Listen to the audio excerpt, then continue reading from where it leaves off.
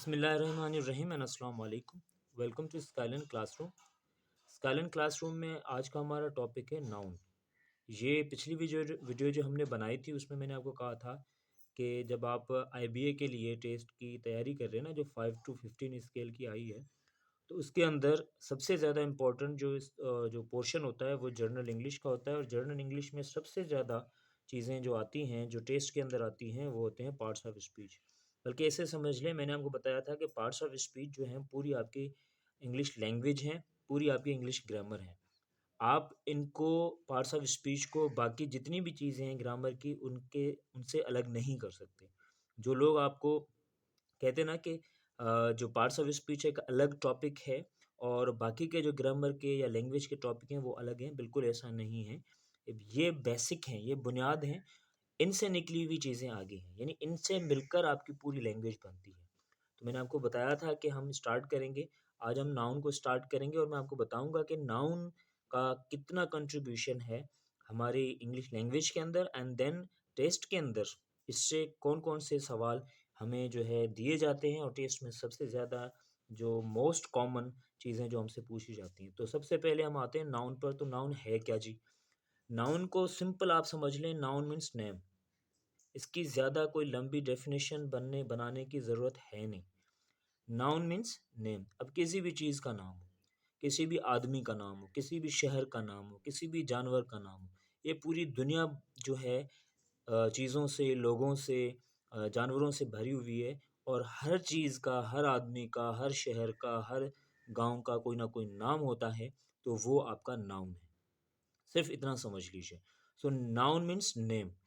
अब नेम जो है, अब ये जितनी भी दुनिया के अंदर लाखों करोड़ों चीज़ें हैं, आदमी हैं, उनके कुछ टाइप्स हैं, क्योंकि हम सबको अगर एक ही नाम के साथ तो नहीं पुकार सकते ना, उनको अलग अलग नाम से पुकारेंगे ताकि उनकी आइडेंटिफिकेशन में आसानी हो। नाउन यानी नेम इसलिए रखा जाता है ताकि उनको आइडेंटिफाई करना आसान हो जाए। तो अब हम आते हैं उनको, उनकी आइडेंटिफिकेशन के लिए, क्लियर करने के लिए कुछ टाइप्स हैं हमारे पास। टाइप्स ऑफ नाउन जिसे आप कहते हैं, यानी कुछ किस्म हैं जो अक्सर आपको पढ़ाए जाते हैं मगर उनका यूजेज नहीं सिखाया जाता। ठीक है। अब मैं आपको सबसे पहले तो ये बता दूं कि नाउन जो है वो नेम है, तो ये ग्रामर के अंदर या लैंग्वेज के अंदर कहाँ पर इस्तेमाल होता है भाई? आपका देख लें कि इंग्लिश ग्रामर के अंदर जितने भी नाम इस्तेमाल होते हैं ना, हर सेंटेंस के अंदर नाम इस्तेमाल हो रहा होता है, किसी आदमी का, किसी शहर का, किसी चीज़ का, किसी डिजिटल चीज़ का, किसी पेन का, किसी बुक का, किसी ना किसी चीज़ का जो नाम इस्तेमाल हो रहा होता है, तो वो तो आपका नाउन ही हुआ ना, यानी आपकी लैंग्वेज के अंदर तो नाम है ही है। ठीक है ना? तो आप इवन ये कह सकते हैं कि पूरी जो लैंग्वेज है वो नामों से भरी हुई है।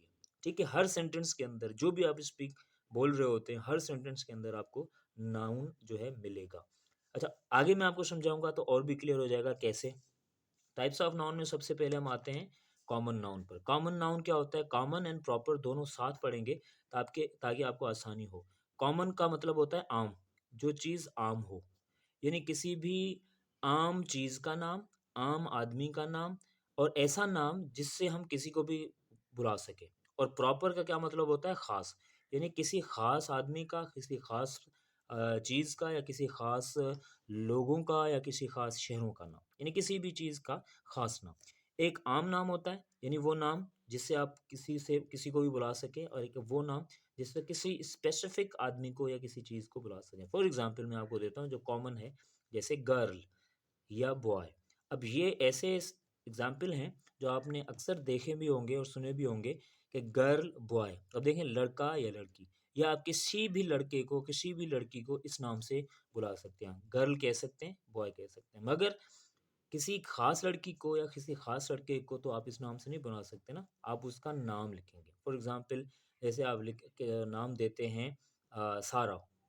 ठीक है? सारा नाम जो है एक स्पेसिफिक नाम है। सेम तरीके से अगर बॉय का नाम दें, फॉर एग्ज़ाम्पल बॉय है फवाद। अब ये क्या है? ये स्पेसिफिक नाम है।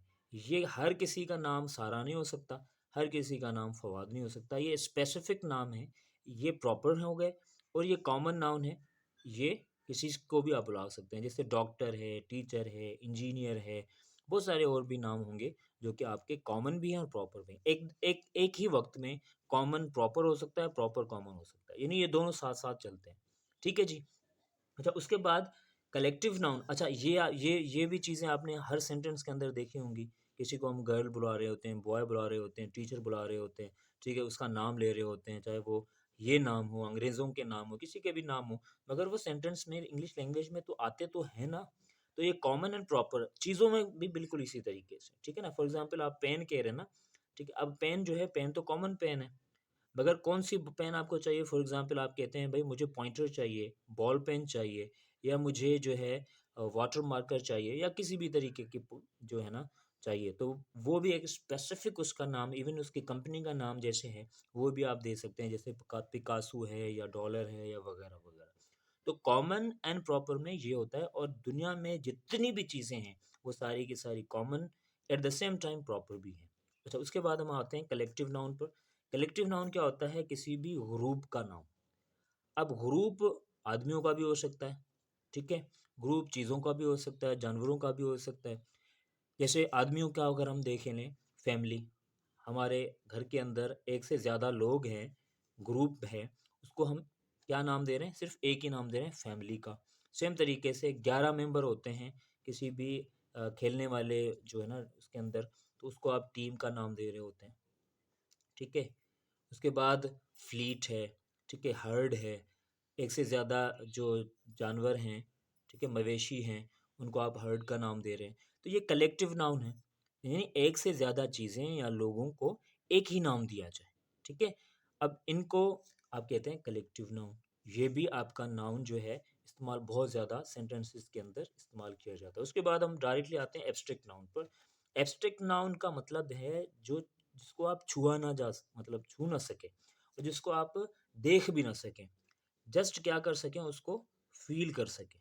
यू कैन फील इट, ठीक है, फीलिंग का नाम हो, इमोशन का नाम हो, ठीक है। फॉर एग्जाम्पल कौन सी ऐसी चीज़ें जिनको आप छू नहीं सकते? खुशी है ना, हैप्पीनेस, इसे आप कह रहे हैं। अब हैप्पीनेस है, सैडनेस है, लव है, हेटर्ड है। अब ये ऐसी चीज़ें होती हैं जिनको आप ना देख सकते हैं, ठीक है, और ना ही छू सकते हैं, मगर आप इनको फील ज़रूर कर सकते हैं, और आप इनको नाम देते हैं कि भाई मैं खुश हूँ, मैं दुखी हूँ, या मुझे खुशी है, मुझे दुख है, ठीक है, नफ़रत है, मोहब्बत है, ठीक है। इसी तरीके से ये चीज़ें आपके एब्स्ट्रैक्ट नाउन में, अब कितने इमोशंस और फीलिंग्स हैं जिनको हर रोज़ हम अपने सेंटेंसेस के अंदर इस्तेमाल करते हैं, वो आपकी कंट्रीब्यूशन है, वो इस एब्स्ट्रैक्ट नाउन की, यानी इस नाउन की कंट्रीब्यूशन है आपके लैंग्वेज के अंदर। उसके बाद हम आते हैं मटेरियल या कॉन्क्रीट नाउन पर।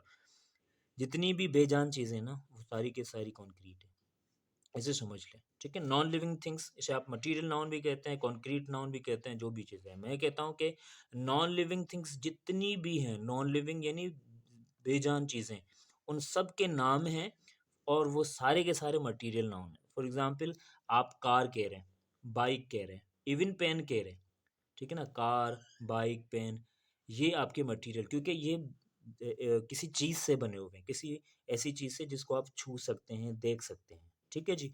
अब ये जो मटेरियल नाउन है ना, ये कॉमन और प्रॉपर दोनों में हो सकते हैं, ठीक है, उसमें आपको कंफ्यूज नहीं होना। ये कॉमन भी हो सकते हैं, प्रॉपर भी हो सकते हैं। जैसे फॉर एग्जांपल मैंने कार का एग्जांपल दिया, तो कार जो है मटेरियल से बनी हुई है, इस वजह से ये मटेरियल नाउन भी है, और same at the same time ये आपका कॉमन नाउन भी है, पर उसका नाम स्पेसिफिक, फॉर एग्जांपल सुजुकी है, एल्टो है, या फिर मर्सिडीज़ है, या फिर जो भी है, किया स्पोर्टेज है, कोई भी नाम, वो स्पेसिफिकली आ जाएगा और फिर वो प्रॉपर नाउन में आ जाएगा, ठीक है जी। तो वो एक अलग सी बात है, और वो अंडरस्टूड बात है।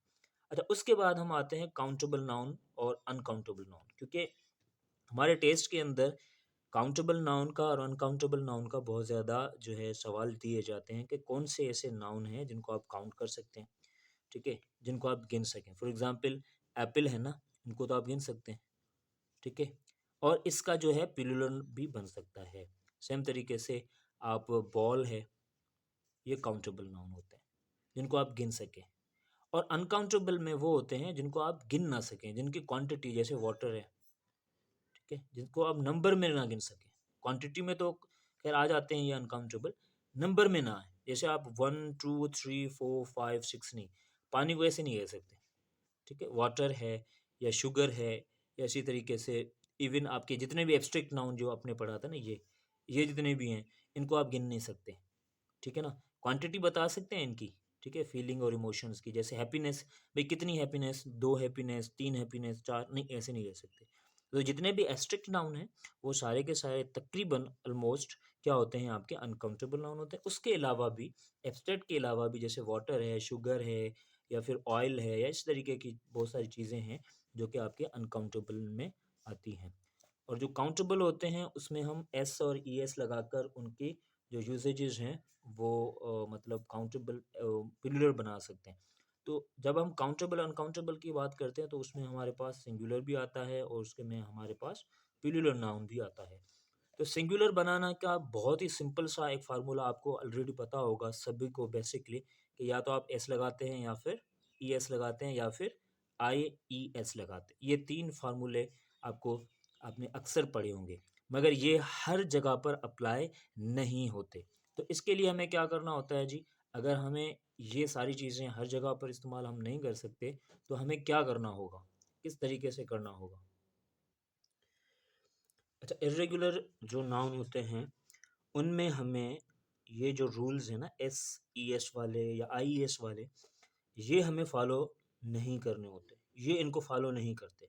फॉर एग्जांपल जैसे आप यहाँ पर यहाँ पर लिख दूँ, एम ए एन, मैन होता है ना, ये सिंगुलर है ना, और इसका प्लूरल क्या बनेगा, एम ई एन, यानी इनके वॉविल जो है वो चेंज हो जाते हैं, ठीक है। जैसे वुमेन है, या फुट है, F double O T, foot, ये सिंगुलर है, तो इसका प्लूरल क्या बनेगा, F double E T, feet. ये आपको इर्रेगुलर, अगर आप सर्च करेंगे तो बहुत ज़्यादा इर्रेगुलर की लिस्ट है, इरेगुलर नाउन की, जो बनते हैं प्लूरल इरेगुलर नाउन, तो वो आपके सामने आ जाएगी।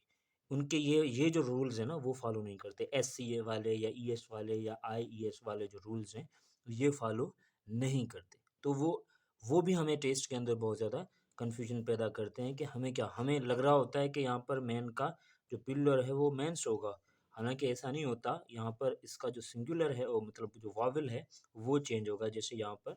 और कुछ तो ऐसे होते हैं जिनमें आपको क्या करना होता है कि कुछ भी नहीं करना होता, जैसे फिश है ना, सेम रखना होता है। फिश का सिंगुलर भी फिश है और फिश का प्लूरल भी फिश ही है, ठीक है। सेम तरीके से शीप है, शीप का सिंगुलर भी शीप होगा, प्लूरल भी शीप होगा। तो ये आपके क्या होते हैं, ये आपके इर्रेगुलर प्लूरल नाउन होते हैं, ठीक है ना। सिंगुलर में तो हम ये कर रहे होते हैं जिसमें हम एस और ई एस लगा देते हैं, तो वो सिंगुलर टू प्लूरल बन जाता है, जैसे हमने यहाँ पर बनाया, ठीक है। जैसे हम कह रहे हैं ना बेबी फॉर एग्जाम्पल, तो यहाँ पर हम क्या कर रहे हैं, इसका B A B I E S कर रहे हैं, क्योंकि यहाँ पर वाई को हटाकर हम आई ई एस लगाएंगे। अच्छा, आई ई एस क्यों लगाएंगे, एस या ई एस क्यों नहीं लगाएंगे, क्योंकि यहाँ पर जो वाई से पहले आ रहा है ना, ये वॉवल नहीं है, बी जो है वो कॉन्सोनेंट है। तो ये रूल है, जब भी वाई से पहले कॉन्सोनेंट आएगा तो वहाँ पर हम वाई को हटाकर आई ई एस लगाएंगे, ठीक है।